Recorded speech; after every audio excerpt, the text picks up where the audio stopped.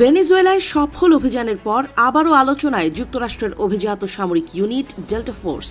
চলতি মাসের শুরুতে ভেনেজুয়েলার রাজধানী কারাকাসে বিশেষ অভিযান চালায় তারা। এটিকে যুক্তরাষ্ট্রের অন্যতম ঝুঁকিপূর্ণ অভিযান বলা হচ্ছে। এই অভিযানে ভেনেজুয়েলার প্রেসিডেন্ট নিকোলা মাদুরো ও তার স্ত্রীকে অপহরণ করে যুক্তরাষ্ট্রে নিয়ে আসা হয়। মাত্র ২০ মিনিটের অভিযানে কড়া নিরাপত্তা ভেঙে প্রেসিডেন্ট প্রাসাদে ঢুকে পড়ে ডেল্টা ফোর্স। এটি আধুনিক সামরিক ইতিহাসে এক বিস্ময়কর বিতর্কিত ঘটনাও বটে। এবার অনেকেই মনে করছেন একই তরিকায় ইরানের সর্বোচ্চ নেতা আয়াতুল্লাহ আলী খামেনিকেও তুলে আনতে পারবে যুক্তরাষ্ট্র। ঠিক সেখানেই দাঁড়িয়েই ডোনাল্ড ট্রাম্পকে চোখ রাঙাচ্ছে ইতিহাস।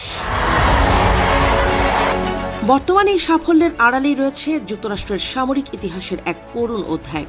আজ থেকে প্রায় ৪ দশক আগে ইরানের মরুভূমিতে একই ডেল্টা ফোর্সের জন্য রচিত হয়েছিল ভয়াবহ বিপর্যয়কর পরিণতি, যা এখনও সামরিক বিশ্লেষকদের কাছে এক বড় শিক্ষা, ভয়াবহ ব্যর্থতার উদাহরণ।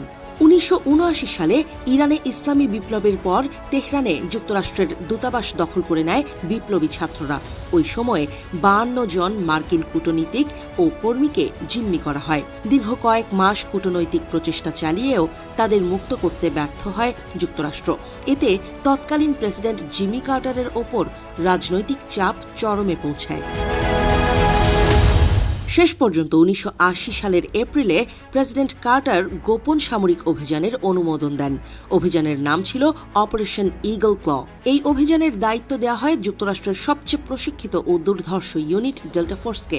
অভিযানের লক্ষ্য ছিল তেহরানের দূতাবাস থেকে জিম্মিদের উদ্ধার করে নিরাপদে দেশে ফিরিয়ে আনা। পরিকল্পনা অনুযায়ী হেলিকপ্টার ও C-130 পরিবহন বিমানের মাধ্যমে ইরানের ভেতরে প্রবেশ করার কথা ছিল ডেল্টা ফোর্সের। ইরানের মরুভূমির একটি গোপন স্থানে ডেজার্ট 1 নামে পরিচিত এলাকায় প্রথম ধাপে মিলিত হওয়ার কথা ছিল বাহিনীগুলোর। কিন্তু শুরু থেকেই অভিযানে দেখা দেয় একের পর এক সমস্যা। মরু ঝড়ের কারণে একাধিক হেলিকপ্টার যান্ত্রিক ত্রুটিতে পড়ে। ৮টি হেলিকপ্টারের মধ্যে একে একে অকেজো হয়ে যায় ৩টি। নির্ধারিত ন্যূনতম সংখ্যক হেলিকপ্টার না থাকায় পুরো অভিযান বাতিলের সিদ্ধান্ত নেওয়া হয়। অভিযান প্রত্যাহারের সময়ে ঘটে সবচেয়ে ভয়াবহ দুর্ঘটনা। একটি RH-53D হেলিকপ্টার অতিরিক্ত জ্বালানি বহনকারী একটি C-130 বিমানের সঙ্গে সংঘর্ষ হয়। সঙ্গে সঙ্গে বিস্ফোরণ ঘটে এবং আগুনে পুড়ে যায় উভয় উড়োজাহাজ। এতে ৫ জন বিমান বাহিনীর সদস্য ও ৩ জন মেরিন সহ মোট ৮ জন মার্কিন সেনা নিহত হয়।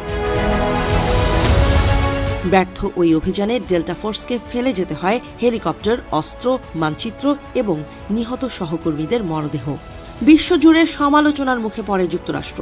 অনেক বিশ্লেষকদের মতে এই ব্যর্থতা ১৯৮০ সালের মার্কিন প্রেসিডেন্ট নির্বাচনে জিমি কার্টারের পরাজয়ের অন্যতম কারণ হয়ে দাঁড়ায়। ইরানের তৎকালীন নেতা আয়াতুল্লাহ রুহুল্লাহ খোমেনি এই ঘটনাকে আল্লাহ প্রদত্ত শাস্তি হিসেবে আখ্যা দেন।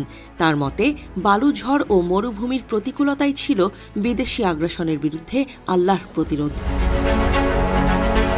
তবে এই ব্যর্থতা থেকে শিক্ষা নিয়ে যুক্তরাষ্ট্র তাদের বিশেষ অভিযান কাঠামোতে বড় ধরনের সংস্কার আনে। পরবর্তীতে গঠন করা হয় যুক্তরাষ্ট্র স্পেশাল অপারেশনস কমান্ড। দীর্ঘ ৪৪৪ দিন পর ১৯৮১ সালের ২০ জানুয়ারি রোনাল্ড রেগানের শপথ গ্রহণের দিন ইরানের সেই জিম্মি সংকটের অবসান ঘটে। সামরিক ইতিহাসে অপারেশন ইগল ক্ল আজও রয়ে গেছে ডেল্টা ফোর্সের সবচেয়ে ব্যর্থতম কিন্তু শিক্ষণীয় অধ্যায় হিসেবে।